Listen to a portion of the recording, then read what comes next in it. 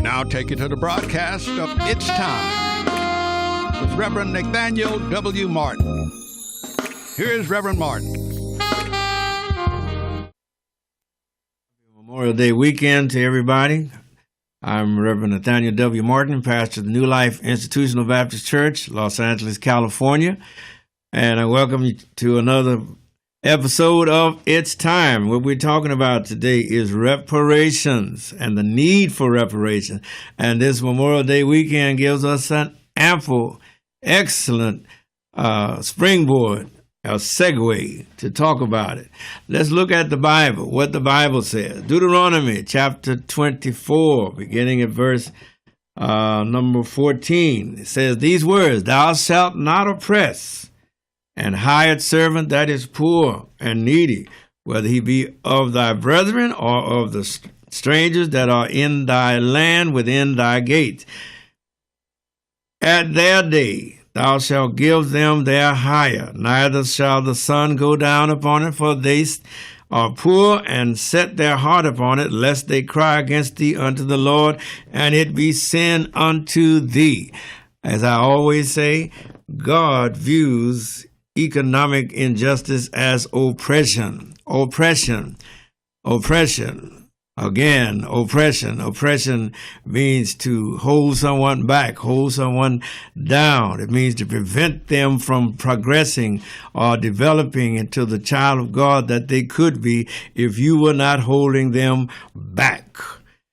And God feels that if we hold back or keep back what we justly owe a person, economically, financially, however you might want to, your school of thought on that. May not always be the economics. It may be certainly opportunity. Isn't that the undergirding point of racism? We deny the opportunity of growth to those who deserve it, or to those who are striving for it. We falsely or callously or surreptitiously, wickedly keep back the knowledge of a good opportunity from people who are normally entitled to know that there is an opportunity for growth or increase or improvement or benefit. And so all of that is oppression. That's the subtlety of racism. As it is practiced. Dr. John Powell of Berkeley, California, talks about the structure of racism and how it manifests itself so subtly. And one of the things that I've observed is that most of the prejudices and the bigotries that people privately have practiced are now a part of the fabric of these corporations and of these companies and of these rules. And they jump out at you suddenly. And you're scratching your head and wonder, how could this be happening? It's because that prejudice and bigotry has become a part of the fabric of the institution. That's why we call it institutionalized racism. Man doesn't have to speak harshly to you because now it's in the institution. All right, now in the New Testament, that was the Old Testament book of Deuteronomy, says one shall not oppress a person. And the New Testament in the book of James, chapter 5, goes about it on this way. James chapter 5, beginning at verse 4, "Behold, the hire of the laborers who have reaped down your fields, which is of you kept back by fraud, crieth, and the cries of them which have reaped are entered into the ears of the Lord of Sabaoth." God is concerned, my brothers and my sisters, regardless of your gender or your economic station in life, that there be justice and equity and fairness. Everybody loves equity. Everybody loves justice. Everybody loves fairness. Everybody loves honesty. Everybody loves truth until it comes time to what? Practice it. And that, my brothers and sisters, is what we are dealing with in this country. I was talking with a very learned friend of mine who lives over in Carson just last week. and she was born and raised up in Oakland. But yet she grew up there unaware of the redlining that her parents had experienced because she was somewhat shielded. You know, some of us have a little bit better piece of the pie than the rest of them. But even those of us that were shielded were at the same time being exploited by the system of oppression, because what you would have become, you still have not quite become, because of the timing and the practice of the dominant culture that hid or that prevented or that stopped or in any other way obfuscated or tried to hinder your progress. Most of us have had to progress in spite of the opposition against us by racism, and sometimes even from our own people. Not so much racism, but jealousy, the caste system, C-A-S-T-E, that we have practiced. But what I want to talk about today, more specifically, as we are on this Memorial Day weekend, and we're all remembering the great wars, World War I, World War II. Well, there have been riots, there have been wars right here in America, have there not? The Civil War was one of the greatest wars on this in this country, pitting the North against the South for the purpose of pitting freedom against slavery. And the chickens come home to roost, as Malcolm X was fond of saying. But what I want to cause you to note is that the valiant writers and the valiant people who've spoken out against lynching and spoken out against this denial of life, liberty, and the pursuit of happiness on the part of black people by people unknown, at the hands of people unknown, as it was written down. We know that the black man was lynched, but he was lynched at the hands of persons unknown accordingly. And on this Memorial Day weekend, we need to remember that just last month, on the 26th, they opened up the National Memorial, the National Memorial for Peace and Justice right there in Montgomery, Alabama. And it is sponsored in part by the Equal Justice Initiative and Brother Brian Stevenson. Shout out to that brother. Has set that museum into realization. It is there now. I want to go down and visit it myself this year, just to see and to remember and to meditate and to pay homage to the many brothers and sisters who were lynched right here in this great land of ours. Ida B. Wells, one of our great advocates, one of our staunch social activists for social justice, who had her own newspaper and who did a great service to humanity by her investigative work into the many lynchings that were unrecorded, didn't go recorded, all across this great nation of ours, but especially across the South. But I would not want you to feel that lynching was exclusively a Southern phenomenon, because there was lynching all across the North. There was lynching in New York during the Civil War and after the Civil War. There was lynching in Indiana. And that lynching was not limited to merely a rope around the neck. You were lynched economically. You were lynched financially. You were lynched in the denial of the accumulation of wealth. You were lynched in the denial of the possession of property. All of these are manifestations, but we are talking more now today because of our focus is more specifically upon the actual physical lynching of human beings by persons unknown, at the hands of persons unknown. here in these here United States of America.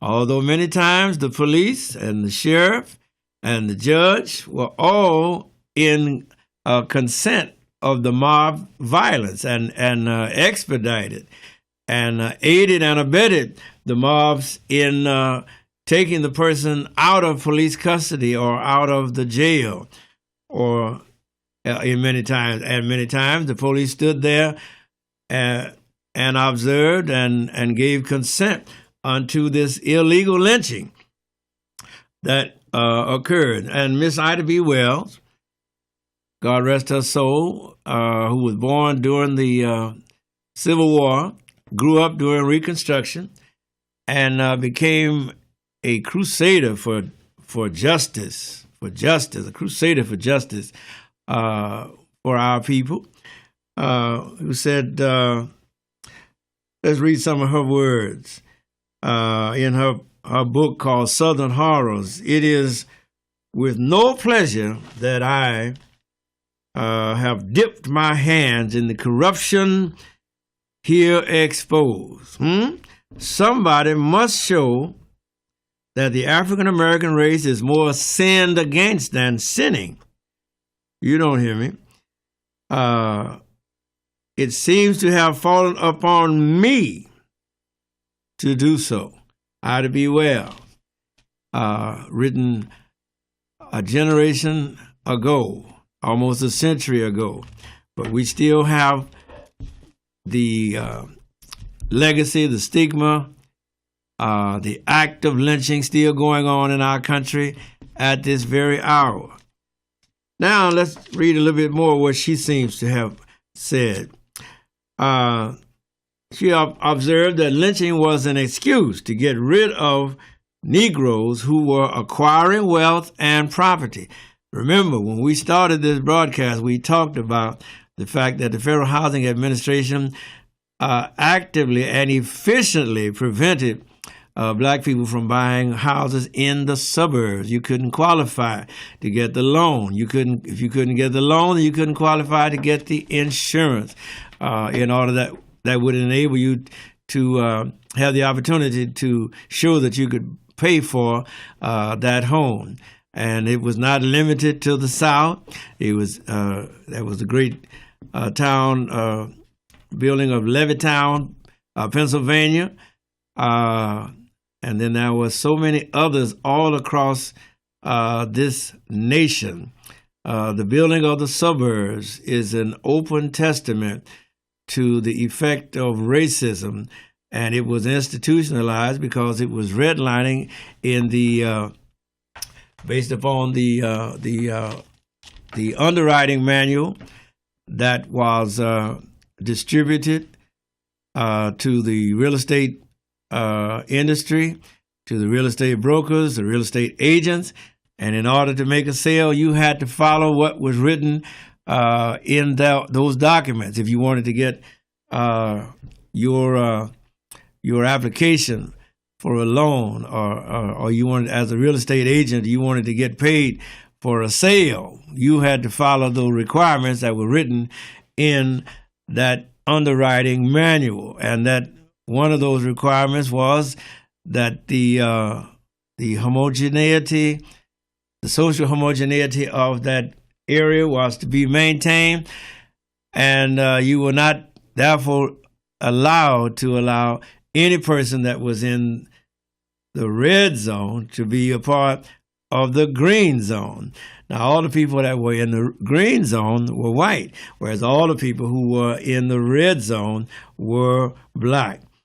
And so that was a structured racism practiced not by private entities, but by the Federal Housing Administration. You can't get more government than the Federal Housing Administration. That's why we're speaking out against the HUD FHA changes that Ben Carson wants to make now. But let me not get too far afield on that. Let's follow some more of what Miss Ida B. Wells was saying. She said lynching was an excuse to prevent black people from acquiring wealth and property, and thus they kept the race terrorized. And her words, although I'm not ashamed of them, they kept the nigger down. That is what she wrote in one of her many editorials that she published in her free speech newspaper and in her various writings all across this great country. And remember, she was a pioneering, courageous crusader. She was as courageous as Frederick Douglass, or William Lloyd Garrison, or Harriet Tubman, or Sojourner Truth. She stood up and fought for her people. Listen to this. She lamented that her subjects would have otherwise been forgotten. That means many people.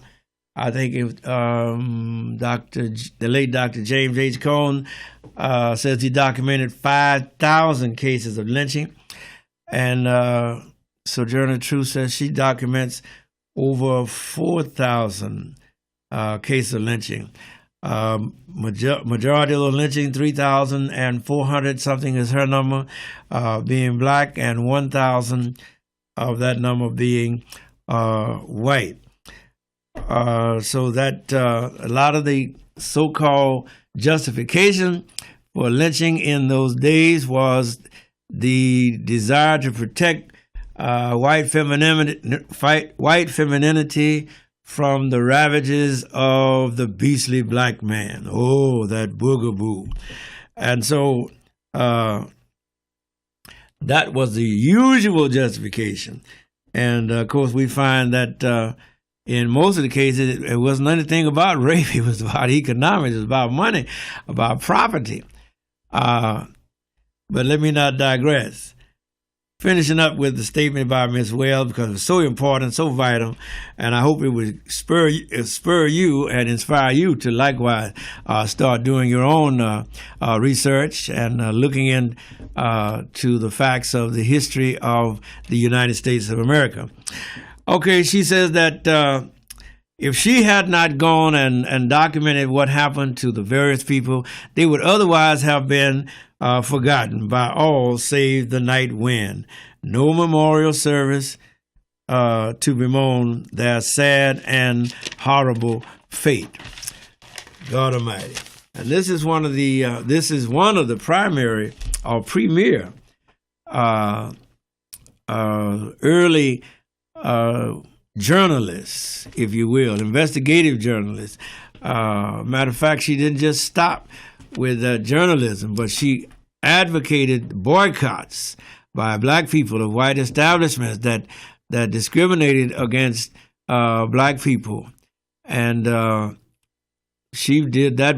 She was doing her boycotts, and that's really where the latter day civil rights organizations got their impetus for boycotts, although she had done it a generation earlier when Dr. King and the civil rights people thought about boycotting. They were emulating what Ida B. Wells, this great crusader, had already done.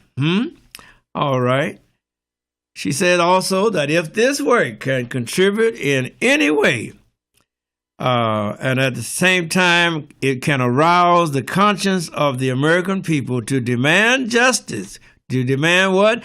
Justice for every citizen and punishment by law for the lawless. She wasn't being bloodthirsty. She said punishment by law for the lawless. Then she said that I shall feel I have done my race some service. Other considerations are minor. Now remember, she was persecuted all of her life because of her outspokenness, because of her advocacy. She was persecuted, put off trains, put off buses, and denied entry into stores, of course, just like the rest of us. But she persevered. She wouldn't quit. She could not be intimidated. She could not be provoked. She could not be terrorized. She spoke out and on behalf of her people for justice against the institutionalized injustice that was occurring all across the United States following the end of Reconstruction.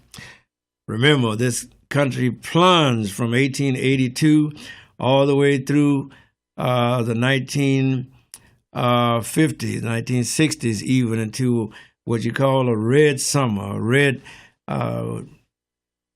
red Holocaust, in which many of our people were terrorized. I want you to note this Memorial Weekend, because on Memorial Day weekend in May 31st through June 1st, which was the Memorial Day weekend, 1921, that was what you call the Tulsa Race Riot. Again, a black man was accused of raping a white woman. I think he had bumped into her in the elevator, and she screamed. And the white folks came over from Tulsa into the little town of Greenwood, Oklahoma, and began to terrorize the town. Now, the town was a very successful black enclave. They had their own stores, their own banks, their own theaters, their own businesses. And that was the key word, their own. And the white people used the excuse that a black man had raped a white woman in order to descend upon the little town. Now remember, they said a black man. That does not mean all the black men. It certainly didn't mean all the black women. It didn't mean all the black boys, and it didn't mean all the black girls. But the white people descended upon the town of Greenwood, and they burned the town. And one of the witnesses, who was a lawyer who was looking out of his window at the time and actually heard the sound of the bombs falling upon the roof of his own dwelling, and saw the planes circling around the rooftops there over the city of Greenwood. And in other words, they bombed an American city in 1921. A black town was bombed by the police, dispatched by the police department. And they set fire to the place. They say possibly as many as 100. Well, actually, let's look at the statistic, because in beginning in 1996 and through 2001, Governor Frank Keating authorized the Tulsa Race Riot Commission to go back and investigate, and their investigation came back and said that over 10,000 black people were displaced from their homes in Greenwood, Oklahoma, as a result of the riot. Now, you always talk about black folks rioting in Watts and black folks rioting in 1992, but what about when the white folks riot? And they destroyed the town of Greenwood. 10,000 people were left homeless as a result of that riot in Greenwood, Oklahoma. And the commission made several recommendations. One, that there would be reparations paid to the survivors or to the descendants of the survivors, which was not done. They were given some kind of gold medal. And the commission also stated, or recommended rather, that some remedial efforts be made to compensate the people who had been, by this time, traumatized for almost 100 years, 1921 down to 1996. That's a chunk. That's a chunk of time out of your life. And for a long time, it wasn't even talked about, that Memorial Day weekend. So we're remembering the Tulsa Race Riot. And not only that one, but also Rosewood, Florida, where the entire town was destroyed, very apparently, very openly. It's another word I'm looking for. It's not coming to me right now. But just blatantly, in your face, it was a racially motivated massacre. That's what the newspaper said. A racially motivated massacre of black people by white people in the town of Rosewood, Florida. And that town was destroyed. The little town, it was like a railroad stop town. And some of the last survivor, Mary Hall Daniels, just died on May the 2nd of this year, the last living survivor of the Rosewood massacre. Town was destroyed.